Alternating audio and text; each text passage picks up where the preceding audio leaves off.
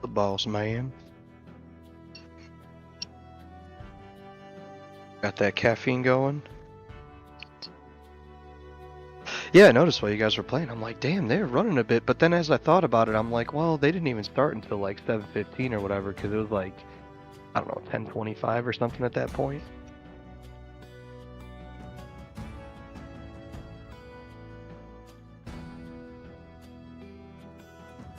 Hell yeah. That was fun.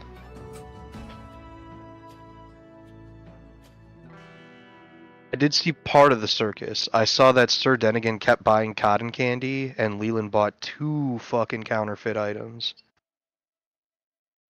Mm-hmm. Dude, and I love how everybody else rolled their shit. It's like, nah, it's the real deal, it's the real deal. He rolls 2, and it's like, yeah, well, and you don't know this, so you paid the gold for it and everything. But you don't get the bennies.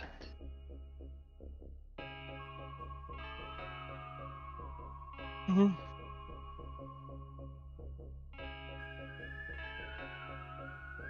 I enjoy Leland in the Discord chat because he doesn't talk like other people talk. But he doesn't seem to be like especially mean-spirited. He's just being a dick. You know what I mean? But I don't take it as like an offense thing. I didn't feel it as much as he was playing, but I was half tuned out because I was working too.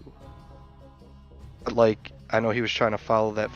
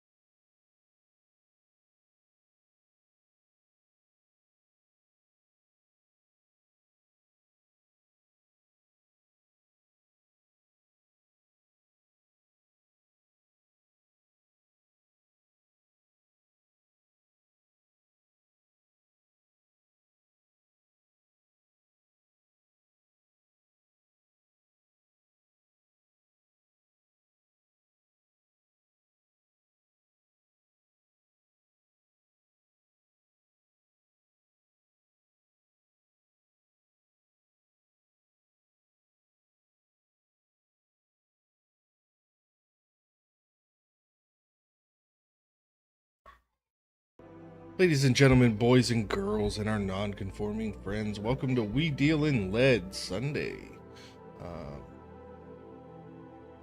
Again, I'm going to give you guys a Hey, thanks for warning that joining this us. is gritty and dark TTRPG. There may be themes that may offend some people, so if you feel uncomfortable, don't feel bad about leaving out of here. This kind of setting is not for everybody. We are once again being led by our great Pimley apprentice, Nick. He's going to be running the game for us today. So with that, I'm going to turn it over to him, and I hope everybody has a good time. Great, thanks Frankie, and thanks everybody for joining us. Really appreciate to see you all here. Remember at the end of last session, we left off with the group. They had captured a person named Russell from the Bayou Boys.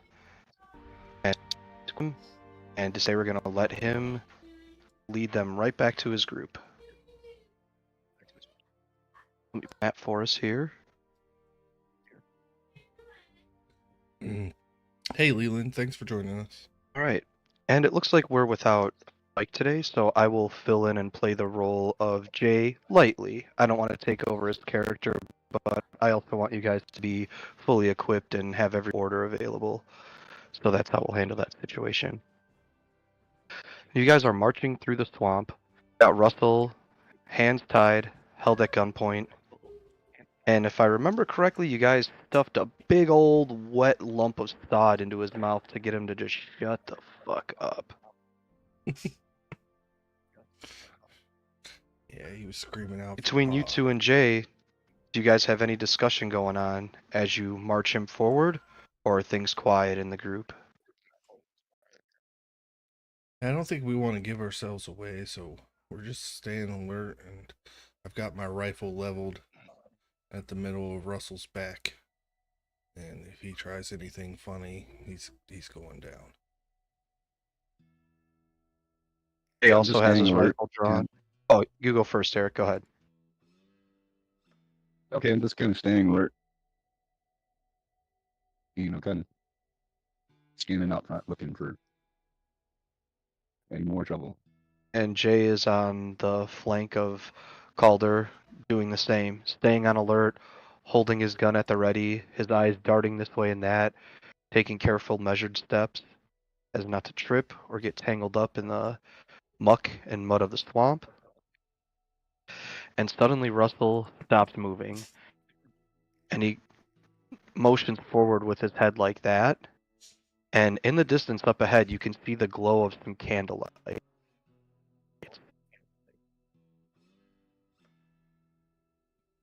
It's like maybe The place. 200 or 300 feet away, maybe about 100 yards. You can see a small campsite. I put my hand on Russell's shoulder and I force him down into a kneeling position, and I start scanning the area for who I can see and trying to stay kind of hidden. All right. He splashes down into the muck, but occasional splashing isn't cause for concern in the swamp. There's all kinds of creatures and things moving about. As you peer into the distance, can you guys see this map that we're on? Yes.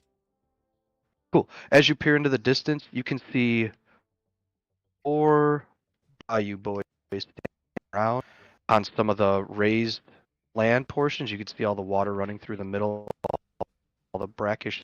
You see Paw sitting up on a rock up ahead. And as Russell sees Paw, he starts going. He's trying as hard as he can to scream, but he's got all that sod in his mouth, and his tongue is so depressed down that he can't push it out.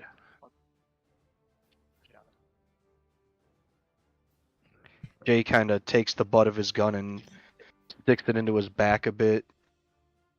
Shut the fuck up. And he looks to you, Calder. And like I said, you can see 4 of those, we'll call them grunts, and Paw sitting on a rock, and it looks like they're all just kind of sitting around, looking out, but looking too attentive. They don't have. Well, sorry, Paw's the gun. He doesn't have his gun at the ready, and the other at their sides. Looks like they're just kind of sitting casually, looking around. They're being quiet. They're not speaking, but that's that's basically the scene that you see before you.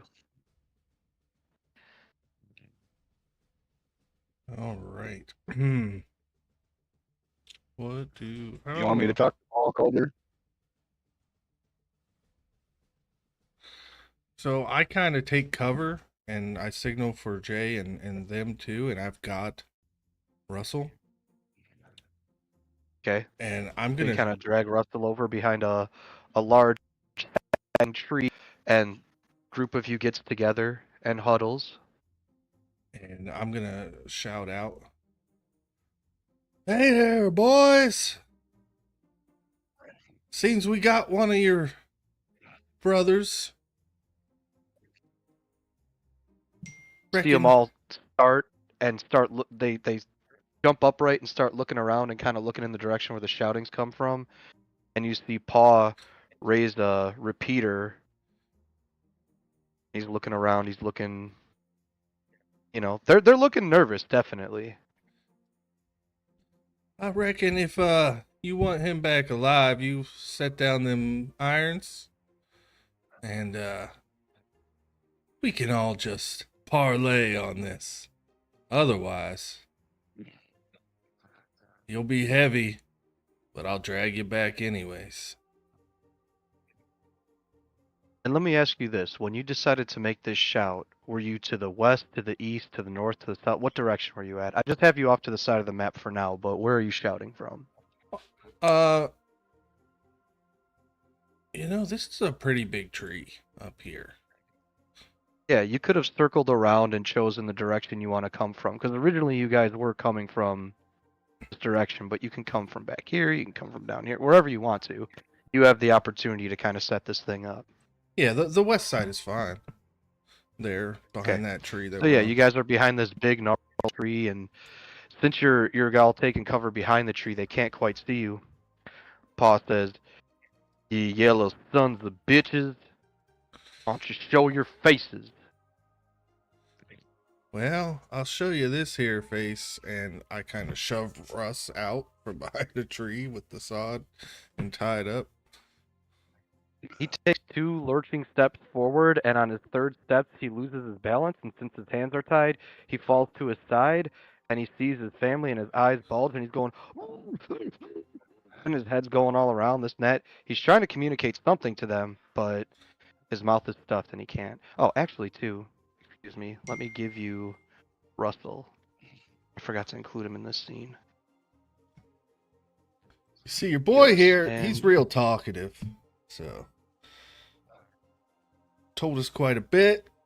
I don't want to kill him or you, but I will. It's been a long day, so I reckon, Pa, you just put down the guns and you come with me. he sees Russell. He doesn't see you, but he knows your voice is coming from here. He levels the repeater at the tree and fires off a shot. It rings out loud. It definitely sounds like the gun he has is a real powerful gun, not some gun from another world or something that, although by the looks of it, you're not sure about the condition. It looks like it's kind of shabby, but it's definitely a usable repeater that he got from somewhere. And he goes, "Take a step from out that tree and you're gonna catch one of these slugs. Come on out. Unless you're scared of us." And you hear the Bayou Boys go, "Ooh."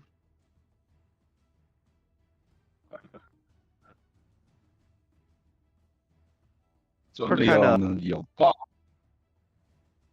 mm, that's me, Jacob Cruz. You know me, Paul. We just want them to rob that bank and kill that sheriff. Give them up and we'll leave you alive. You know what I can do, Cruz, Paul. what you get yourself mixed up with these here gunslingers for? You're a dead man. Well, Pa. Well, Pa. Should have just mind your own I have business. one of the gunslingers now. He Give laughs him and up, he goes, Pa. "Huh, yeah, No. right. A lowlife like you gonna be a gunslinger. That'll be the day. Now get your ass out here, Cruz. Show me what you got."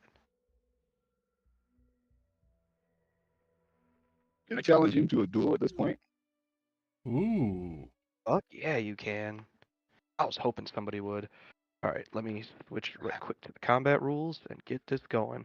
Really what it's going to come down to is you're going to step up from behind a tree, he's going to send this rock. You guys are going to draw at the same time, and you're both going to roll heart. So you're going to roll a d20 and want to roll under. What There is we your go. heart, Eric? I gotta get a heart. Where's my sheet? If Heart's I remember his 14. correctly, his was good. 14. Hell yeah, roll under. Let me find a D20. Alright. I've got my result. There we go. That is an 8. Oh, alright.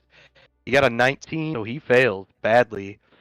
Paul steps down from the rock, and he holds his repeater at his side.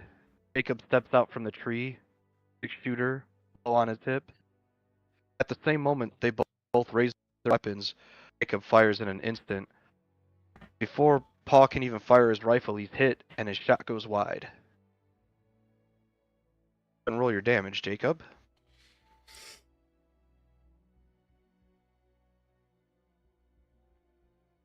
If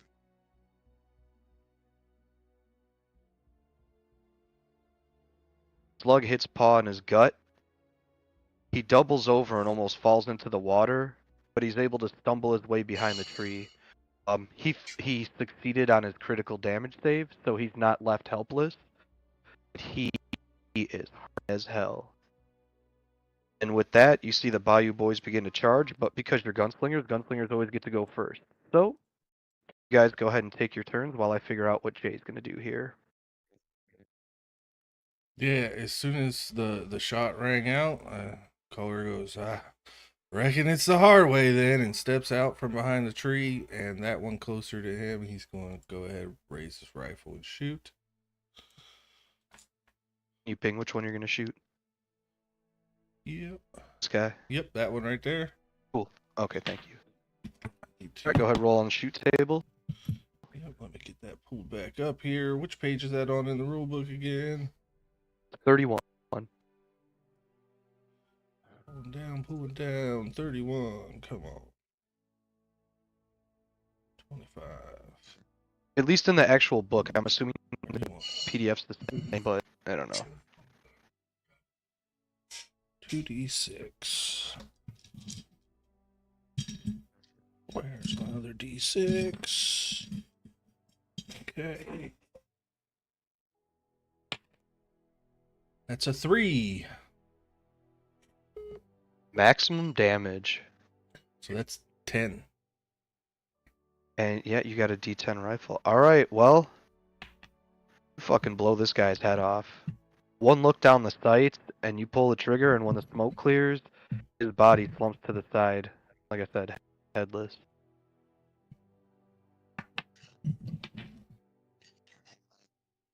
You need to do anything else, Calder? If I've got it, I'd like to roll back behind the tree again. Sure. Yeah, you step right back behind the tree. Alright, Jacob. Shot down to 3. yeah, probably should have moved out a little bit for the duel, but I'll just do it now.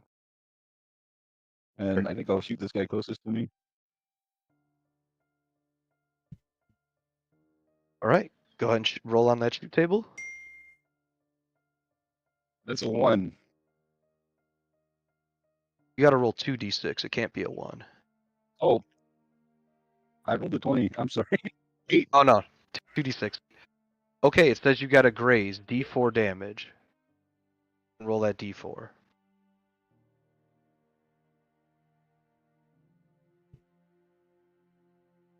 Two. Right. The bullet hits him in his shoulder as he charges forward, stifling his momentum for a moment. Jacob, want to do anything else? I'll get behind this big root.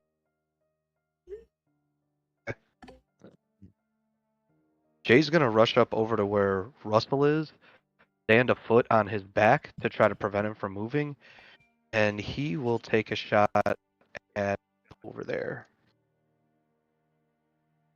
He rolls a 10, which is a miss. All right. I'm going to take some enemy turns. Paw swings around with his repeater. He looks down at the wound in his stomach, Don't be making realizes fun of things ain't my looking country for him, western accent. You and understand? I am going to make a heart save for him really quick. He decides to stay in the fight, and he levels his revolver at Jay. Oh, hell yeah. He rolls a 3, which is the maximum damage. So Jay is going to take 4.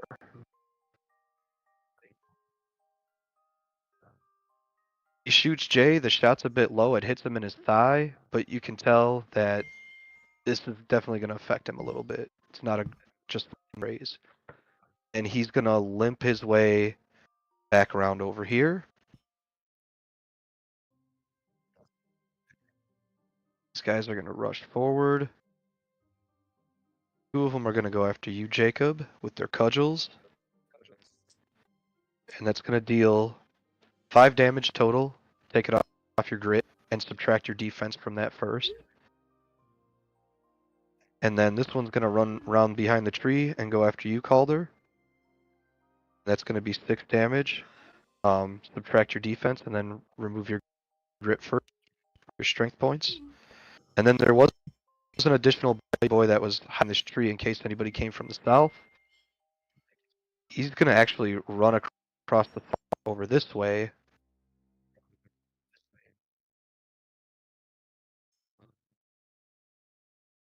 All right, for now, that is my turn. All right, you guys can go ahead and go again. Calder, let's just start with you since you went first last time.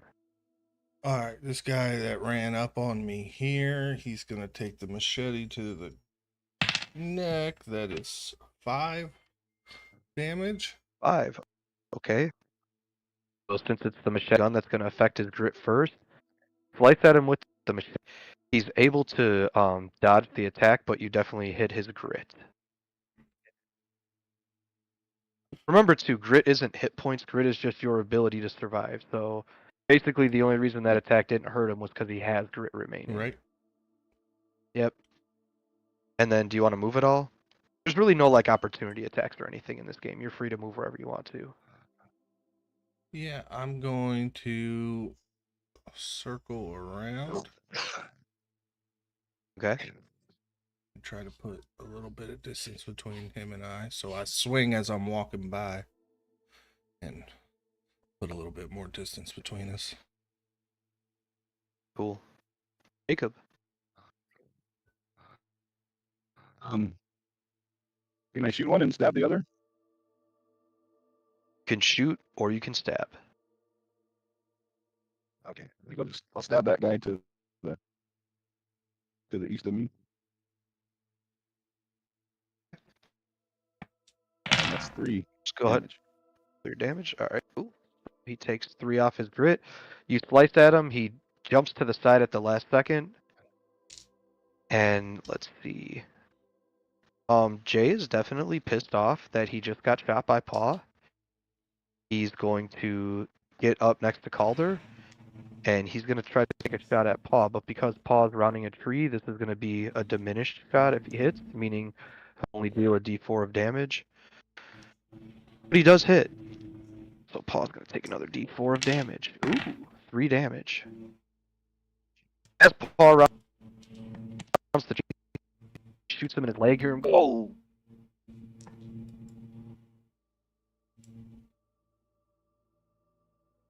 seems like he falls over onto the root of the tree.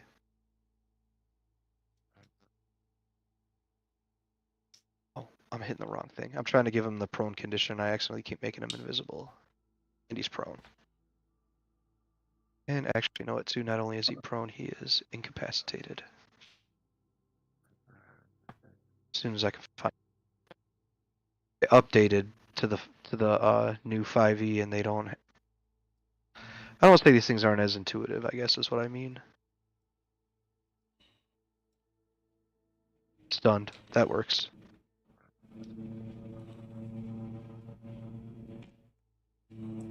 Alright. That covers your guys' turns. Lying on this root, bleeding out, he's crawling forward weakly, and he pulls himself up to here, and he shouts into this area here, and he goes, Lancaster, what the hell? Ain't you gonna help us? And he coughs up blood onto the stump. Let's see.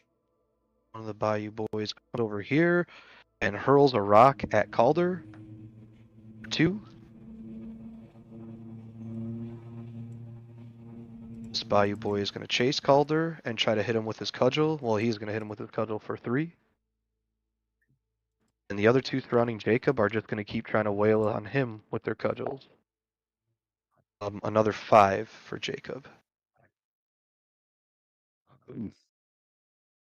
Just remember to reduce by your defense and then reduce your grit first. And then it goes to strength, which is your actual hit points. Alright. And then it's going to go back to your guys' turn. Grit. All right, Calder. Sorry, what'd you say, Eric? Go ahead. Oh, I'm almost out of grit. Oh, I'm Okay. getting low too. Guys, let me know if you get exactly to 0 grit, too, because weird things happen when that occurs. Okay. Calder steps back away from the one approaching him. He's gonna shoot at the one just south of him. This guy down here. I'm gonna go ahead and make that a dead eye shot. Ooh, alright, so go ahead and add 1 fatigue to your inventory slot. Yep. 1 fatigue. If you hit, you deal max damage. That puts me at 3 fatigue Go ahead and roll total. on the fire table. So any hit is max damage plus a d6. That is a 4, so that's a hit. Yes. So that's d10 plus a d. The d6 is direct strength damage, and that's a 6. D10 is 2 because it's your gun. So Okay. he's dead. This is another one. You shoot him in the chest, and it leaves a gaping hole where his heart is, and he clutches forward and just dies. Okay. That'll bring up Cruz. All right, go ahead, Jacob. Okay. Being wounded as I am, I want to get a little bit of distance, and I'll go ahead and shoot that one that I've been working on, and that's a 5. Right. That is a hit on the fire table. Go ahead and roll your damage.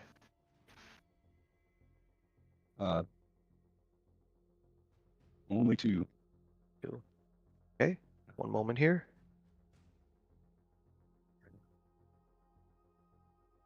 All right. So since you shot him and he took the strength damage, I rolled a critical damage save for him. He did not pass it, so he actually falls over, incapacitated, and he is dying. He's not dead yet, but he's like close to death. And then So I look at his brother behind him, and I said, I'll tell his brother I would get to running, boy.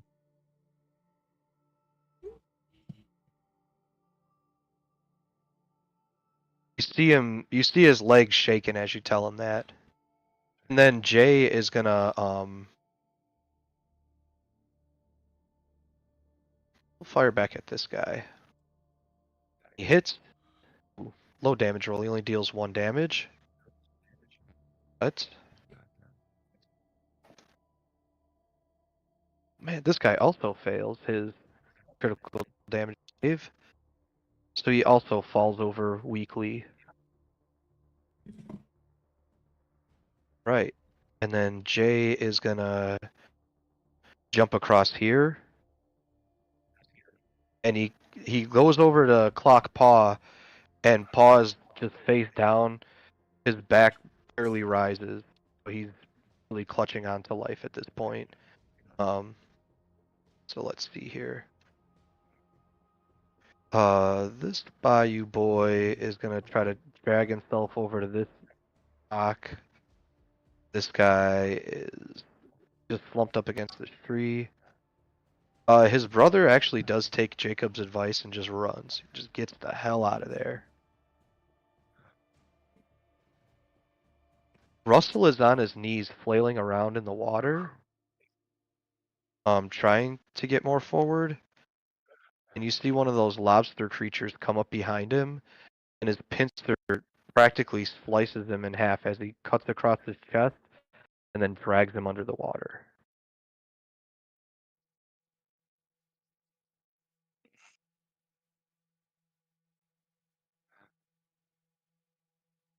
Suddenly, a woman in actually mostly Western style American garb pops out with a scattergun, and she points it right to Jay's chest. She goes, "Now all y'all better just calm down, or Rentley's gonna get it. You hear me?" He looks over at all of you. Your guys' turn. What do you want to do?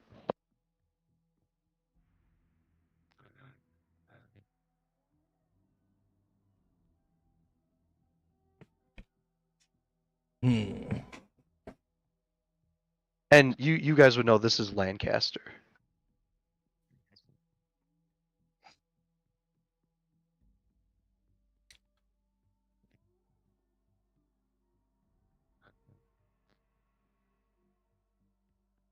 I level my gun at her, but obviously I'm not going to pull the trigger. A little hesitant with Jay right there.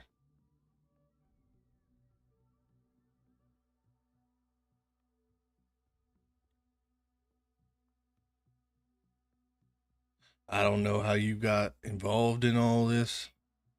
All I know is that there's lead involved in getting these boys home. Wasn't nothing said about you. So why don't you just mosey on down the road, find another group that you can manipulate, and allow us to do our job.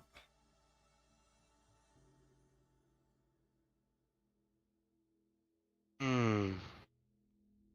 Well, see, here's the thing, boys.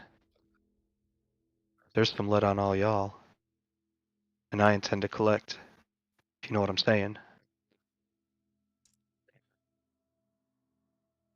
You can either go alive, or you can go dead. And she pulls both of the triggers back on the shotgun and sticks it into Jay's chest, who he's just kind of standing there with his hands up, kind of looking back at you guys. He doesn't look scared. He definitely has faith in Calder to figure out the situation, but he knows that he's got the jump on him. So he's just kind of, you know, he doesn't want to do any quick moves or nothing.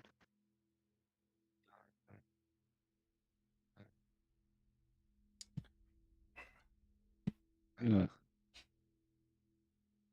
I'm gonna level my pistol on her. I say, Blaster, you shoot him, you're dead. You're Our done. woman knows when she's already dead, right?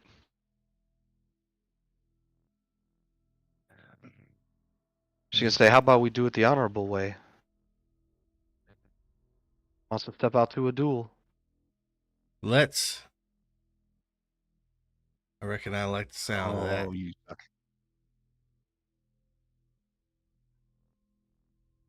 Is that you rising up to the challenge, Calder? I've never backed down from one yet. She takes the front of the gun and just kind of pushes Jay aside with it and says, "All right, line him up." She steps down. She gets herself in a position, shotgun at her side. Calder gets ready with his rifle. And let us each roll a heart Let's save. roll the heart.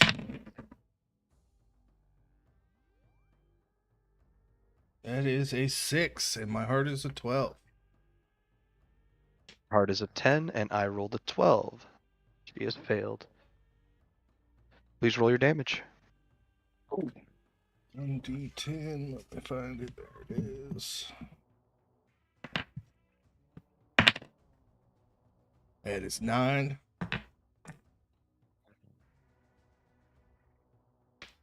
Okay, and now she has to do a critical damage save. Holy shit, which she actually passed.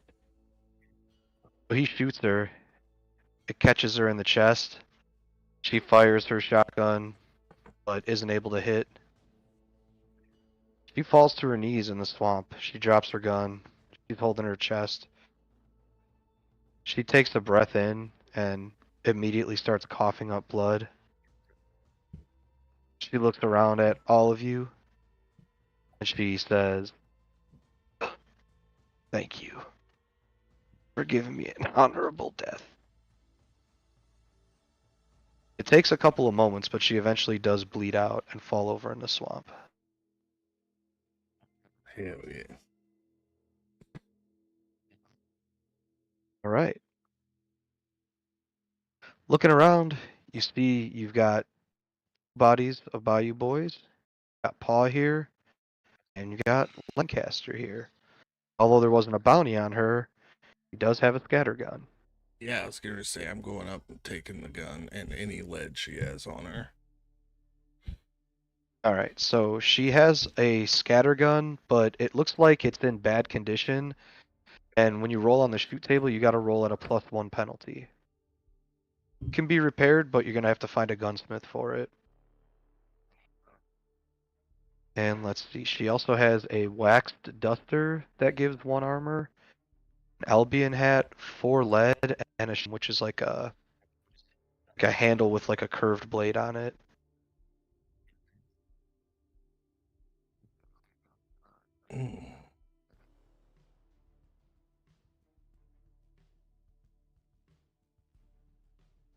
Heck yeah. Well, I can't carry anything else due to my fatigue.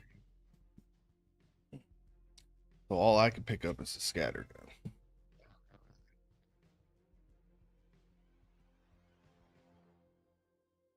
The lead too. You can just add it to your lead. How much was it again? 4.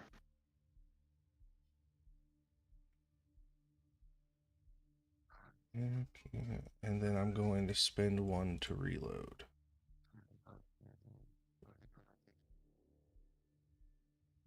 I Eric, don't actually know how many What a inventory slots Mike has taken up, but I'll say he can carry 2 things, because I'm just not sure. Paw has a diminished scattergun, meaning the maximum it can do is a D4 damage. But this could also be repaired.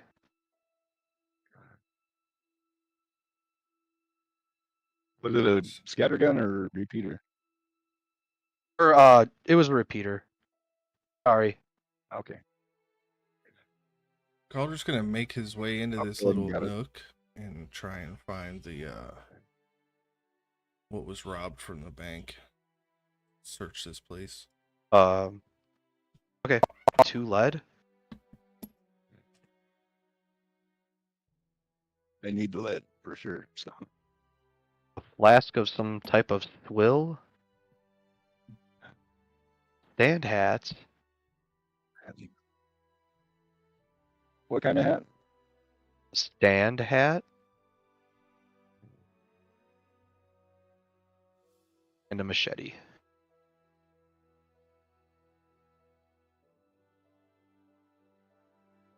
Bayou boys don't really have anything valuable. They don't have any lead, and each of them have a cudgel. Just simple clothes.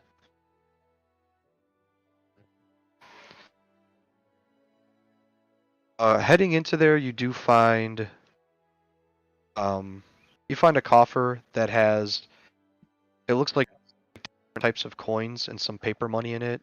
Looking through it, it looks like it's from various different parts of the world. that you're from and maybe other worlds that you're not sure of.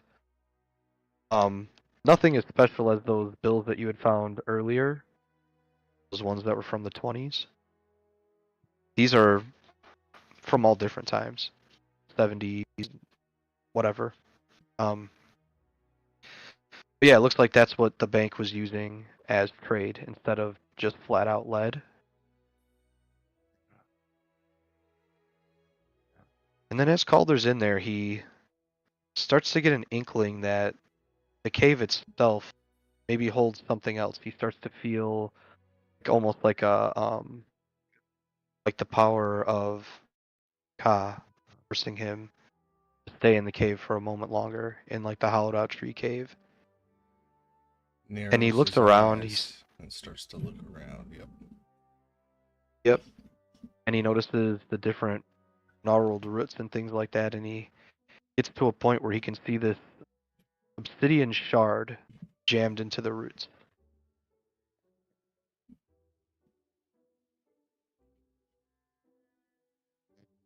Feels like he should take it. Yeah, I walk over to it, and how big does it look like it is? Maybe about 5 inches on the long side, and maybe about only 1 or 2 inches on the narrow side. It doesn't look like um it doesn't look like it was ground to a point. It is pointed though. It just looks like it's broken off of something. Yeah, Calder will grab it and try and pull it out of the root. Okay. And it's done. He pulls it from the root, and as he holds it in his hand, he doesn't seem to feel any power or energy or anything like that, but it has the feel of weight, of importance.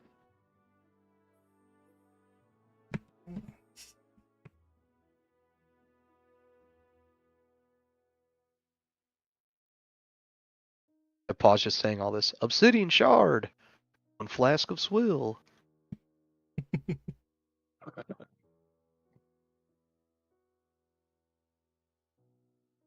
Yeah, Calder will make his way back out.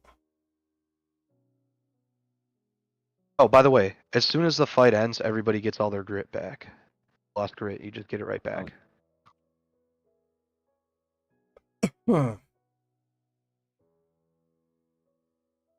boys, I say we gather up those we can carry. Wonder if they'll take ears in trade. Probably not, right? Taking Lancaster, or you leaving her? We're gonna take her. Not gonna leave her out here in the swamp just to be ate. She went out the right way.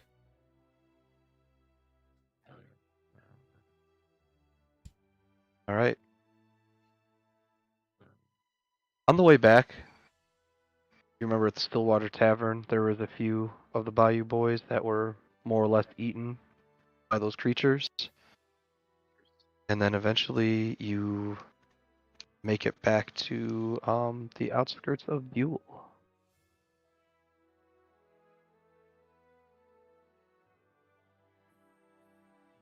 And you guys are headed back up the road. Buell is to the east. You see they have a little waterfall built, things like that. And Nice. that's just kind of a little place setter for a moment. Then you guys get into the town of Buell proper. Streets are once again bustling with activity, and you make your way over to the law offices and the new constable, who is this person here, Misty Blue, who approaches you, Calder, and he says, "Well, what have you got for us?" And unfortunately, not one of them wanted to come alive. Can you believe that? She nods and says, "Yeah, I could." I believe this here belongs to your bank, and I hand over all the bills and monies. And She says, "Thank you." I believe each of these boys is worth some lead. So she counts up. You got Paw, you've got 2 of the Bayou Boys, and you've got Lancaster with you. And she says, well, I don't have a bounty on that one. She points to Lancaster, but she was working with him. She seems to bend the brains of the operation. Kind of cocks her head sideways and says, I guess not too much brains, huh? We see her go take the coffer over to a small desk. She inserts a key into the drawer of one of the desks and begins rifling through, pulling out 20 lead, sets it on the table, pushes it towards the group. I give 10 apiece to Jay and them, and Jacob. I don't take any of it.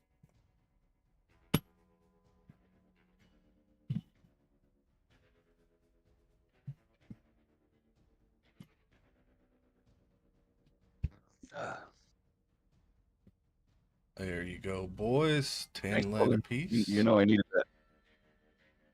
And she has one of the other young men that's working in the law office with her, maybe trying to become a deputy. She has him bring over the coffer to the bank. And she goes, well, I suppose it's end of your time in Buell, huh? We might spend the night. I am pretty exhausted.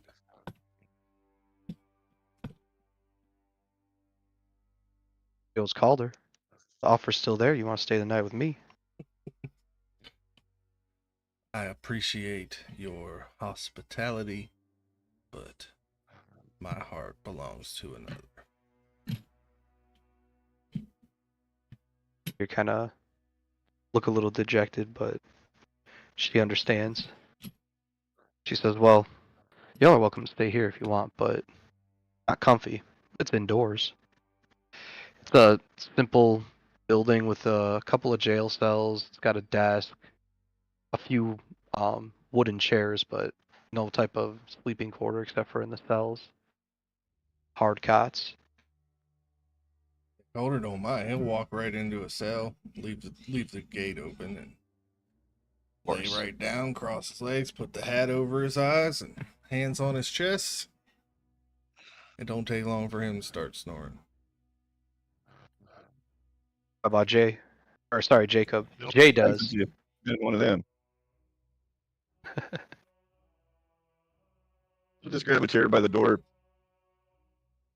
put my feet up Gotcha. on something. Gotcha. Windowsill maybe.